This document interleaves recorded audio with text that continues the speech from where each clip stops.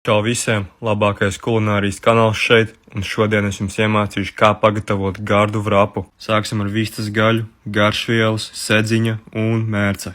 No dārzeņiem vajadzēs ķīnas kāpostu, sīpolu, papriku, burkānu un tomātu, kā arī var avokado, bet šoreiz netaisu ar avokado.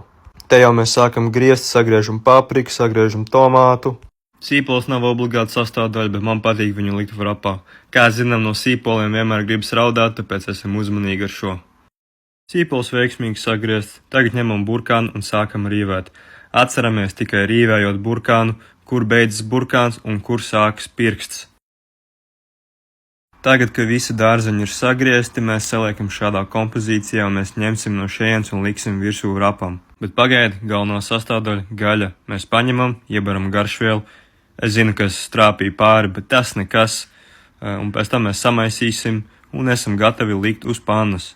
Kamēr cepās, lūdzu piesakojiet un iemetat laiku šim video. Tagad te kaut kāds jefiņš grib izrādīties ar savu stilīgo kociņu. Un reku atkal tas kociņš, bet gaļa ir gatava un sūlīga, izstās baigi labi. Šeit mēs esam salikuši uz sedziņas visas sastāvdaļas. Tagad tikai sarulējam un esam gatavi ņemāt. Gribu redzēt vēl receptus, ierakst komentāros recepte.